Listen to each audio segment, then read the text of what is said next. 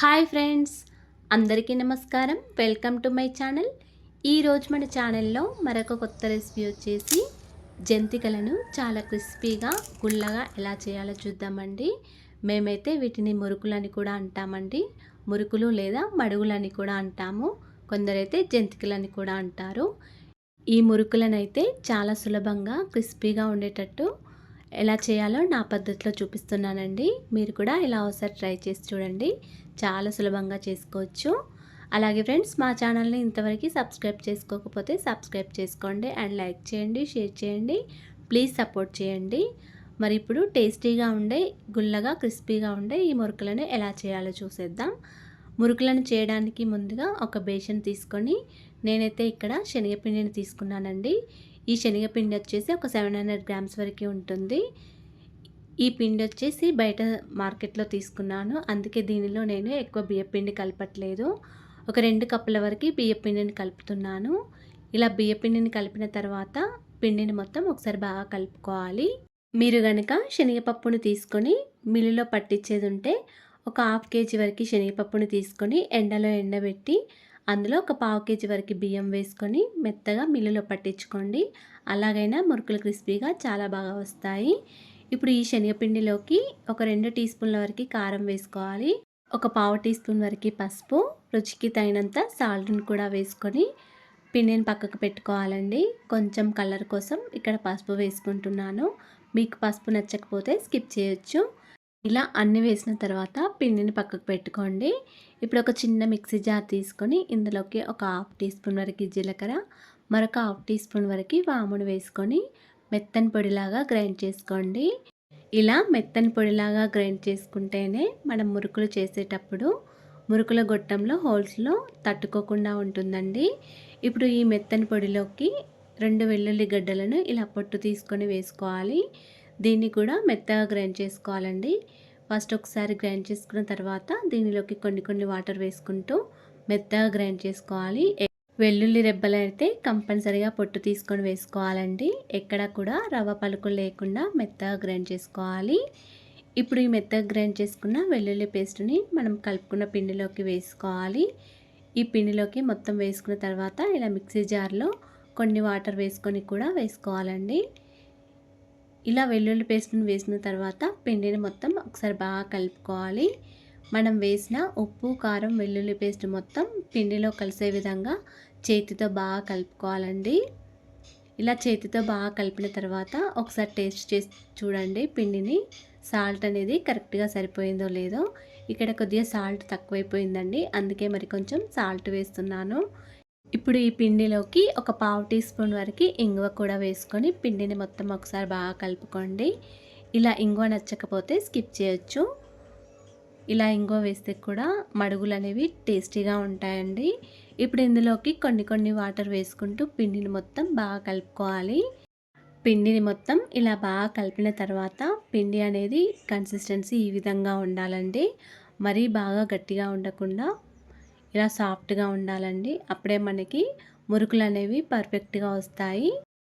పిండిని మొత్తం ఇలా చాలా సాఫ్ట్గా కలిపిన తర్వాత పైనుండి ఒక టేబుల్ స్పూన్ వరకు ఆయిల్ వేసుకొని ఇలా పిండికి అప్లై చేసుకోండి.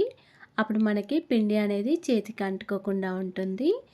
చూడండి ఫ్రెండ్స్, పిండి కన్సిస్టెన్సీ అనేది ఈ విధంగా ఉండాలి. అప్పుడే మనకి మురుకులు అనేవి పర్ఫెక్ట్గా వస్తాయి. పిండి కొద్దిగా సెట్ అవ్వడానికి ఇలా ఒక 10 మినిట్స్ వరకు మూత పెట్టుకొని ఉంచుకోండి. 10 to 15 మినిట్స్ తర్వాత స్టవ్ ఆన్ చేసుకొని డీప్ ఫ్రైకి సరిపడా ఆయిల్ పెట్టుకోండి. నా దగ్గర ఉన్న ఇలాంటి మురుకుల గుట్టాన్ని అయితే తీసుకున్నానండి.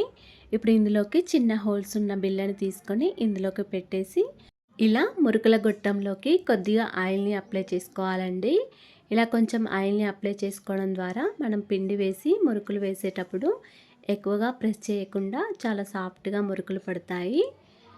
ఇప్పుడు ఇందులోకి మనం మురుకుల గొట్టంలోకి తగినంత పిండిని తీసుకోవాలండి. ఇలా పిండిని ఒకసారి బాగా కలుపుకొని ఈ గొట్టంలోకి తగినంత పిండిని పెట్టుకోవాలి. ఇలా పిండిని పెట్టిన తర్వాత ఈ గొట్టాన్ని పక్కకు పెట్టుకోవాలి. ఇప్పుడు ఒక 3 ప్లేట్లను తీసుకోవాలండి. ఇలా ఫ్లాట్గా ఉన్న ప్లేట్లను తీసుకోవాలి. ఇక్కడ నేనైతే ఒక 3 వరకు తీసుకున్నాను. ఇలా ప్లేట్ల పైన ఇలా కొన్ని వాటర్ జల్లుకోవాలి. మీరు కావాలనుకుంటే ఈ ప్లేట్ల పైన ఆయిల్ అయినా అప్లై చేసుకోవచ్చు. ఇలా కొన్ని వాటర్ జల్లుకొని ఇప్పుడు మురుకుల గుట్టంలోకి వేసుకున్న పిండిని ఇలా ప్రెస్ చేసుకుంటూ రౌండ్గా వేసుకోవాలండి. మురుకులను వీడియోలో చూపించిన విధంగా ఈ విధంగా వేసుకోవాలండి. రౌండ్గా అన్ని ప్లేట్ల పైన కూడా ఈ విధంగానే వేసుకోవాలి. ఇలా ఫ్లాట్గా ఉన్న ప్లేట్ల పైన మురుకులు వేస్తే మనకి పర్ఫెక్ట్గా వస్తాయండి. మనం మురుకుల గొట్టంలో ఆయిల్ అప్లై చేసాం కాబట్టి ఎక్కువగా ప్రెస్ చేయకుండా చాలా ఈజీగా మురుకులను వేసుకోవచ్చు. ఇప్పుడు అన్ని ప్లేట్ల పైన మురుకులు వేయగానే పక్కకు పెట్టుకోవాలి. ఇప్పుడు మనకి ఆయిల్ వేడైందో లేదో ఒకసారి చూసుకోవాలండి. ఇలా కొంచెం పిండిని తీసుకొని వేసుకోవాలి. పిండి అనేది పైకి తేలగానే మనకి ఆయిల్ అనేది పర్ఫెక్ట్గా వేడైనట్టు. ఇప్పుడు ప్లేట్ల పైన వేసుకున్న మురుకులను ఒక్కొక్కటి తీసుకొని ఇలా వేసుకోవాలండి. ఆయిల్లో అన్ని మురుకులను కూడా ఈ విధంగానే వేసుకోవాలి. మీకు మురుకుల గొట్టంలో పిండి ఎక్కువగా పడితే మరొక ప్లేట్ పైన కూడా మురుకులను వేసుకొని ఆయిల్లో వేసుకోవచ్చండి. ఇప్పుడు అన్ని మురుకులను కూడా ఆయిల్లో వేసుకొని మంచిగా ఫ్రై చేసుకోవాలి. ఈ మురుకులను ఆయిల్లో వేయగానే మనం వెంటనే తిప్పకూడదు అండి. కొద్దిగా ఫ్రై అయిన తర్వాతనే ఇలా తిప్పుకోవాలి. అప్పుడే మనకి మురుకులు పర్ఫెక్ట్గా వస్తాయి. ఒక 2 మినిట్స్ తర్వాత ఇలా తిప్పుకోవాలి.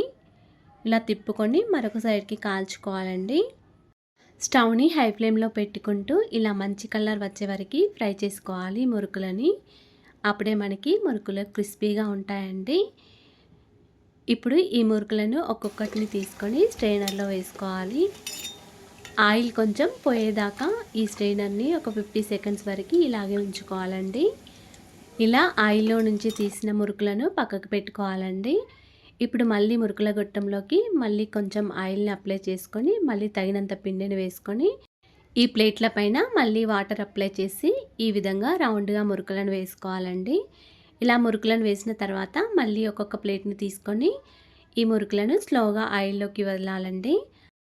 ఆయిల్లో వేసిన వెంటనే ఈ మురుకులను కలపకుండా ఒక 1 మినిట్స్ తర్వాత ఒక సైడ్కి తిప్పుకోండి. అప్పుడు మనకి మురుకులు విడిపోకుండా ఉంటాయండి ఆయిల్లో. ఇలా మురుకులు ఒక సైడ్కి కాల్చిన వెంటనే మరో సైడ్కి ఫ్రై చేసుకోండి. ఇలా చక్కగా ఫ్రై అయిన తర్వాత మళ్ళీ స్ట్రైనర్లోకి తీసుకొని పక్కకు పెట్టుకోండి.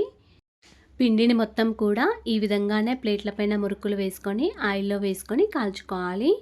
అంతేనండి, ఎంతో సులభంగా చేసుకునే మురుకులు రెడీ అయిపోయాయి. మీరు కూడా ఇలా ఒకసారి ట్రై చేసి చూడండి. చాలా సులభంగా చేసుకోవచ్చు, మంచి రుచికరంగా కూడా ఉంటాయి. అలాగే ఫ్రెండ్స్, మా ఛానల్ని ఇంతవరకు సబ్స్క్రైబ్ చేసుకోకపోతే సబ్స్క్రైబ్ చేసుకోండి. వీడియో కనుక నచ్చినట్లయితే ఒక లైక్ చేయండి అండ్ షేర్ చేయండి. మా ఛానల్ని సబ్స్క్రైబ్ చేసుకోండి. Thanks for watching. ధన్యవాదములు.